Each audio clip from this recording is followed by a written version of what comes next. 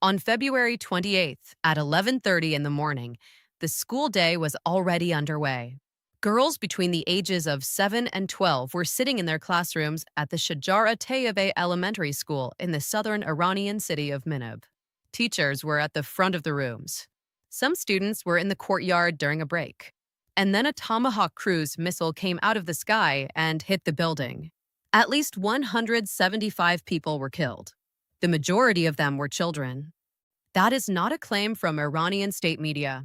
That is not propaganda from Tehran. That is the conclusion of a preliminary Pentagon investigation reported today by the New York Times, NPR, and the Intercept, based on two U.S. officials directly familiar with the ongoing inquiry. The United States military, using a Tomahawk missile that only the United States fields in this conflict, struck a girls' elementary school in broad daylight during class hours. And for nearly 2 weeks, the President of the United States stood in front of cameras and told you Iran did it. This is the story that Washington does not want you to sit with. So let's sit with it. The strike happened on February 28th, the very first day of Operation Epic Fury, the U.S.-Israeli military campaign against Iran. In those opening hours, U.S. Central Command was executing dozens of precision strikes across southern and central Iran, targeting missile launchers, naval installations, and command facilities tied to the Islamic Revolutionary Guard Corps. Minab, a city of roughly 100,000 people in Iran's Hormuzgan province near the Strait of Hormuz, was on the target list because of an IRGC naval base located there. That base had, at one point, occupied a compound that included the school building. The critical word in that last sentence is had. According to satellite imagery reviewed by NPR and NBC News, the Shajarah Tayyebeh school was physically walled off from the IRGC naval base sometime between 2013 and 2016. A wall was built. The military access roads were blocked. The school grounds were repainted in bright colors, play areas were added, and the building was converted fully into a civilian primary school for girls. A public health clinic on the same compound was similarly separated from the base around 2024. By February 28, 2026, the school had been a purely civilian institution for somewhere between 10 and 13 years. The target coordinates that U.S. Central Command used on that morning came from the Defense Intelligence Agency. Those coordinates pointed at the old compound boundary, the one that existed before the wall was built, before the road was blocked, before the schoolyard was painted and the children started arriving every morning.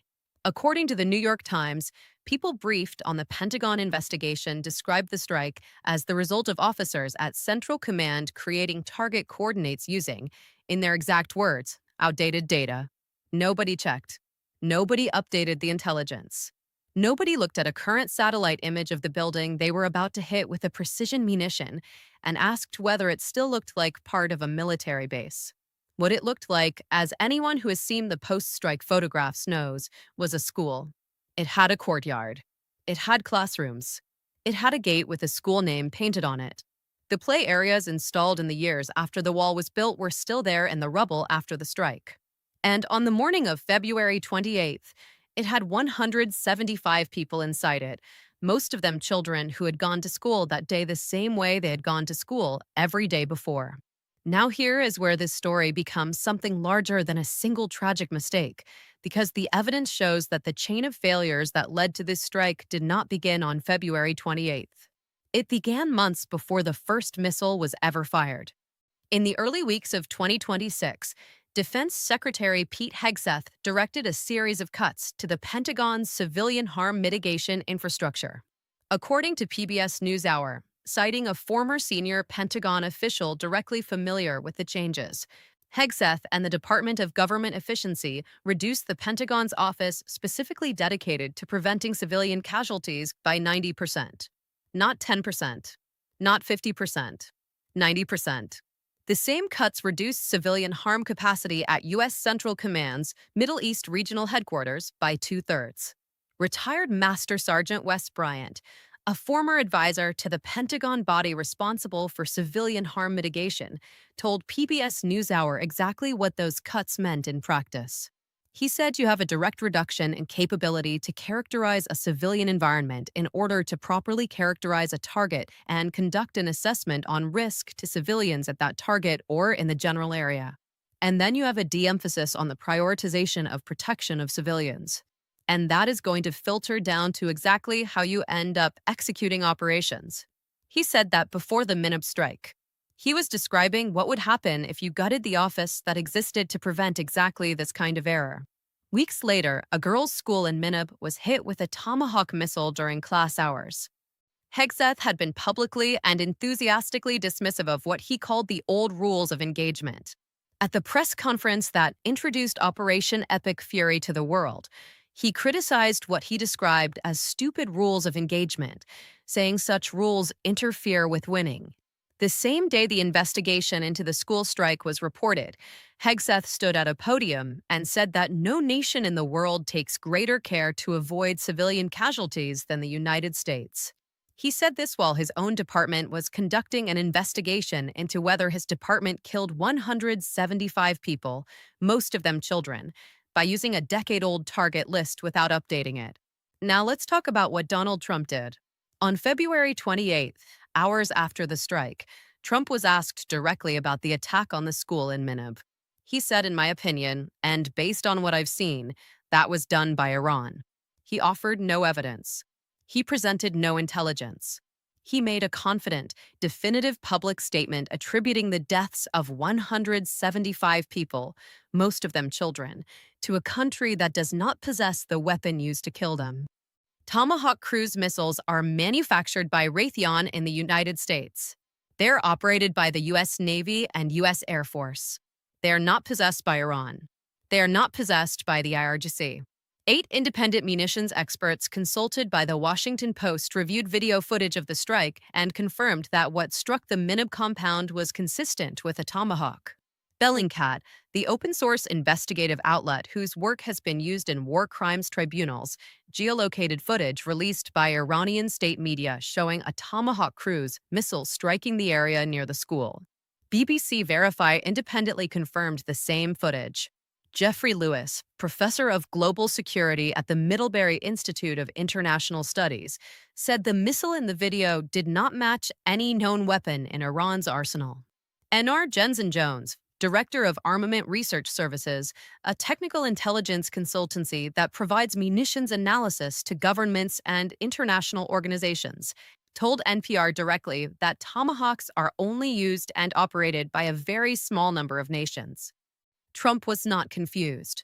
He was not working from incomplete information. He was standing in front of cameras with access to the most comprehensive military intelligence apparatus on the planet, with his own Pentagon conducting an active investigation into the strike. And he told the American people and the world that Iran killed those children. His own Secretary of Defense, standing beside him, refused to endorse the claim. Hegseth said only we're certainly investigating, and when pushed added that the only side that targets civilians is Iran. That is a non-denial denial. U.S. Central Command, when asked directly about Trump's statement, said it would be inappropriate to comment given the ongoing investigation. A spokesperson for CENTCOM said publicly that getting ahead of the investigation's findings was improper. The President of the United States had done exactly that in public on camera. A U.S. government official who reviewed satellite images of the school told The Intercept that this is another instance of Trump lying and just talking out of his ass. This clearly was not a failed rocket from the IRGC base. That is a current U.S. government official, not a Democrat, not an activist, a person inside the apparatus Trump commands, describing his public statement about the deaths of 175 people as a lie.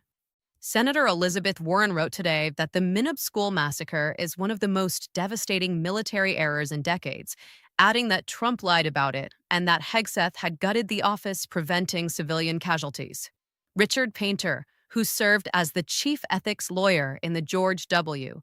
Bush White House, said the apparent U.S. strike could be criminal negligence in a war that was illegal to begin with. Kenneth Roth, former executive director of Human Rights Watch, wrote in response to the New York Times reporting asking why the data was not updated before the attack and whether Iranian civilian lives do not matter. 46 Democratic senators have now signed a joint letter to Pete Hegseth demanding answers. They describe the bombing as appalling and unacceptable under any circumstance.